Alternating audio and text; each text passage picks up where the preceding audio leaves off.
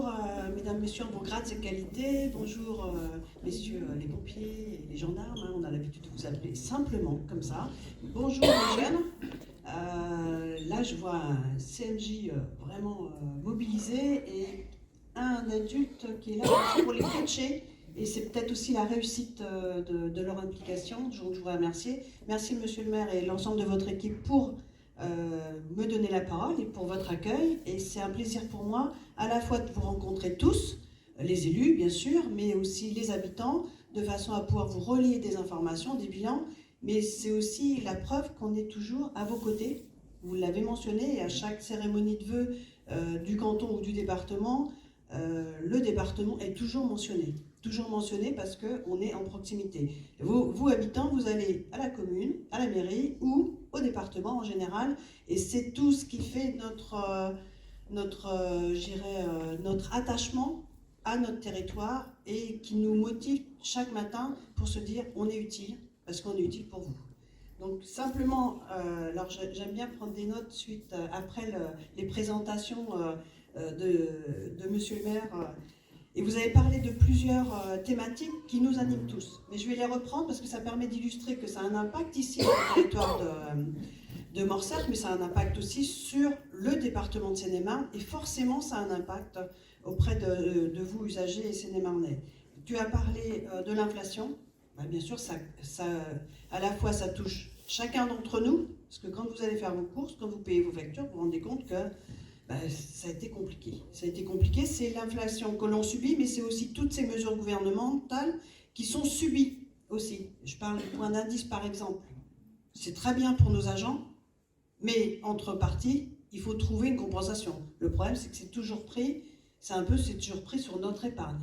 On a des dépenses de fonctionnement qu'on ne peut pas compresser. Le prix, c'est pareil, ce sont des choix politiques et des stratégies politiques qui sont passées il y a quelques années, et on a vu nos dépenses énergétiques exploser. On n'en est pas responsable, on les subit encore une fois, mais c'est important que c'est l'impact de nos décisions du gouvernement qui font qu'aujourd'hui on s'est retrouvé dans cette seringue où on était obligé de payer et le gaz et l'électricité beaucoup plus cher. Et c'est les vraies questions. Je pourrais peut-être Isabelle Perrigo, notre députée, va peut-être s'emparer du sujet, mais voilà, vous avez parlé de la crise de l'immobilier, c'est typiquement ce qu'on subit quand ça va pas bien. Du coup, on prend à la fois la hausse des taux, parce qu'on a un marché financier qui est énorme. Alors vous en avez parlé, ce sont les projets qui n'ont pas pu aboutir ici. Et il faut savoir que pour les départements, c'est 30% des recettes fiscales liées au marché de l'immobilier en moins en 2023. Pour vous donner une masse, mais c'est 30%, ça veut dire 100 millions de moins sur le budget 2023. 100 millions, c'est pas rien quand on voit qu'on a 300 millions de dépenses d'équipement. Alors les dépenses d'équipement, tu en as parlé, c'est les ponts, par exemple, les ouvrages d'art. Et ça faisait des ponts qui ont 30 ans, 40 ans, 50 ans. Il n'est plus temps d'attendre qu'on ne peut pas reporter. On est aussi dans l'accompagnement. Alors on a parlé de l'ouvrage d'art de Morcerf. On a aussi celui de Pommeuse. Et quand Pommeuse, c'est encore plus compliqué parce que les déviations. Alors c'est vrai que pour ceux qui vivent autour de ces ouvrages d'art qui sont rénovés, c'est 15 jours, des fois 2 mois, où c'est très très très compliqué. Alors même pour vous, pour intervenir, ça nous fait faire des boucles, mais c'est la sécurité. Et aujourd'hui, on n'attend pas il faut prévenir, anticiper, et tout ce qui n'a pas été fait, il faut le faire maintenant.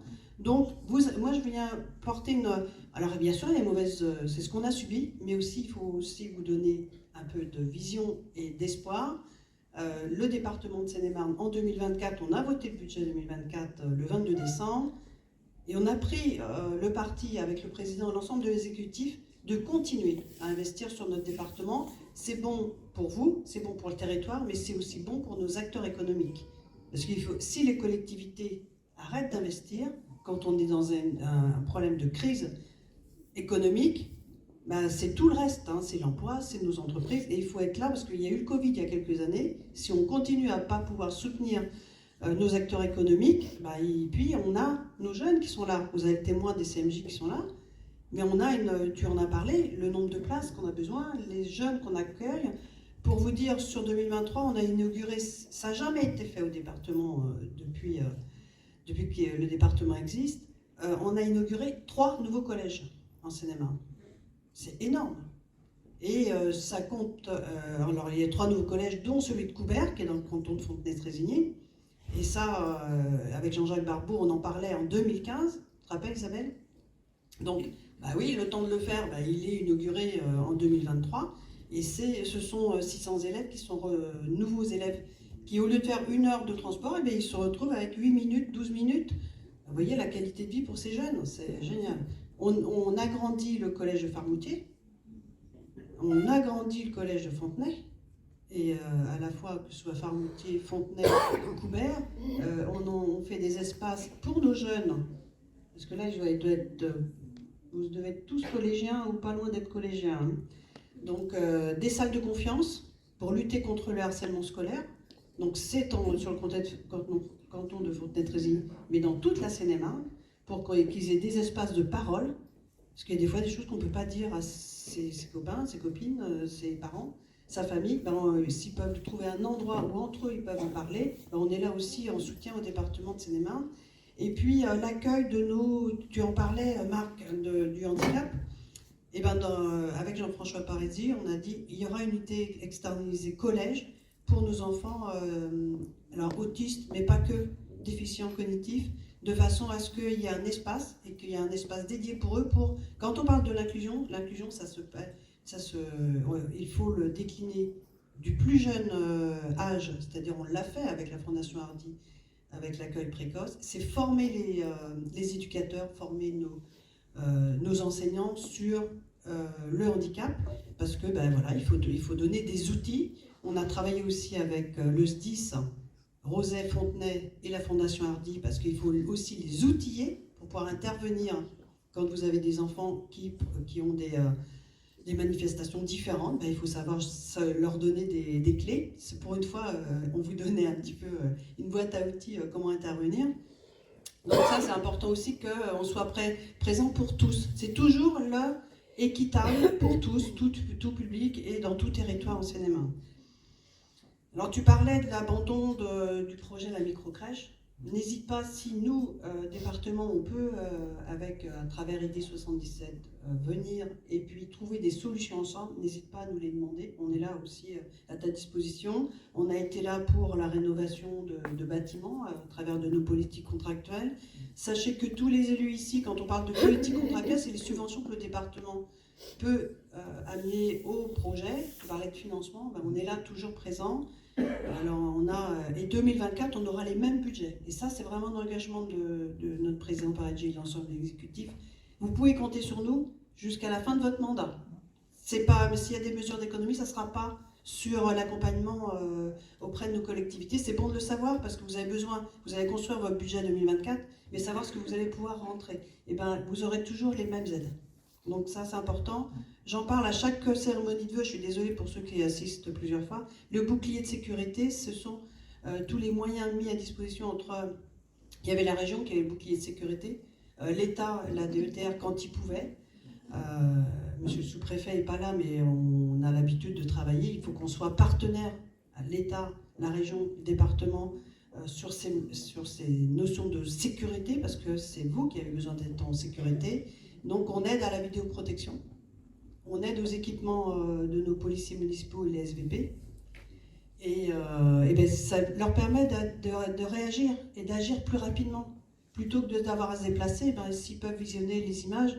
Alors c'est bien la vidéoprotection, c'est pas la vidéosurveillance, parce que souvent des fois on me dit mais j'ai pas envie d'être surveillé. Non, c'est bien, tout est cadré, vous inquiétez pas, on réquisitionne les images quand ils en ont besoin, et c'est important qu'ils puissent agir tout de suite. Quand il y a un petit cambriolage là, alors petit, mais celui qui le subit, c'est un grand, tout de suite, ils peuvent tout de suite visionner et se dire, tiens, là, c'était là, ils sont partis par là. Et si toutes nos communes sont équipées, il y aura une action. Alors quand je parle de la gendarmerie, c'est la zone police pour d'autres. Hein. On fait pas de... Tout le monde y a le droit au bouclier de sécurité. Donc ça, c'est important de vous le rappeler. Alors pour vous, sur le secteur, ce qui est très important, vous avez vu qu'il y a le rond-point de l'Obélisque, avec tout le carrefour réaménagé. Christian Jacob en parlait déjà, ça fait longtemps. Donc ça, c'était l'État. Puis comme nous, on s'est dit, on veut récupérer RN4, RN36, donc c'est devenu RD 1004, RD 1036 depuis le 1er janvier. Donc on va finir les travaux, hein. On aurait voulu que tout soit fini, mais on prendra en charge, ne vous inquiétez pas. Donc on va mettre sur 3 ans 40 millions d'euros pour sécuriser RN4, RN36. Alors RN4, vous savez, toutes les zones où quand il pleut, c'est de l'aquaplaning, les zones de rétention qui ne sont pas prises, les zones d'assainissement, etc. Et puis RN36, on va sécuriser certains carrefours, créer des zones de doublement, parce que quand vous commencez à Meaux et que vous arrivez à Melun, vous avez une zone, dans ce sens-là, il n'y en a même pas, c'est Meaux-Melun où il y en a une zone donc forcément, il y a un moment, ils en ont marre d'attendre derrière cette ligne de camions, et puis vous les voyez prendre des passes, et puis voilà, face à face, et puis voilà. Donc ça, c'est la sécurité. Je pense que vous n'êtes pas loin, donc c'est important parce que vous devez la prendre régulièrement. Il y a deux choses aussi qui sont très importantes. Le carrefour Prévert, avec la zone de covoiturage et le parking des camions qui a été mis en place il y a un peu plus d'1 an. Et puis on a la station de covoiturage Bernay-Vilbert. Ça c'est pareil. Isabelle, tu te souviens? Avec Jean-Jacques, on a commencé ça peut-être 2015-2016. Ça y est, elle est ouverte. Donc par exemple, cette zone-là, ça a été aussi une action avec l'État, parce que c'était RN4, il y avait une zone de l'État, puis la zone du département, et puis la commune de Bernay-Vilbert. On fera bientôt l'inauguration. Mais ça va permettre à la fois aux personnes de covoiturer et puis aussi, comme à Pézage, de pouvoir avoir des jonctions en niveau transport, mobilité. C'est aussi pouvoir donner, et puis on va sécuriser avec des liaisons douces avec la commune de façon à ce que nos usagers puissent pouvoir changer de bus et aller à tournant, etc., récupérer. Donc, pour vous donner une valeur, à la station de Bernay-Vilbert, bien sûr, il y a la région qui nous aide. Ça a été, rien que la part département, c'est 1 million. Mais c'était essentiel et on est content que... Voilà, c'est quelques illustrations, c'est de notre engagement pour votre territoire. Et puis, voilà, simplement, voilà, vous savez pouvoir compter sur nous. Donc, c'était ce message d'espoir. Et au niveau des personnes qui touchent des aides sociales, qui ont besoin d'un accompagnement de l'aide sociale, on a mis alors là, on est sur du budget de fonctionnement. On augmente aussi la prise en charge. Là, on a augmenté la prise en charge des services à domicile, des aides à domicile. C'est du personnel qui est vraiment très dévoué. Donc, nous, on prend en charge également. Donc, au niveau social, on va aussi aider en 2024, et vous en avez bien besoin, pour ceux qui ont besoin de ces services-là. Il me reste à vous souhaiter une très belle année, pleine de projets. Surtout, gardons l'espoir, parce que c'est ce qui nous fait vivre et ce qui anime nos territoires. Je voudrais remercier l'ensemble des élus, des bénévoles, les jeunes qui participent à la vie des territoires, parce que sans eux, on ne serait pas là aujourd'hui. Merci, monsieur, pour votre... on se rencontre régulièrement et voilà, ça fait partie des gens bénévoles dans l'associatif. On les voit partout qui sont dévoués et merci à vous tous. Très très belle année.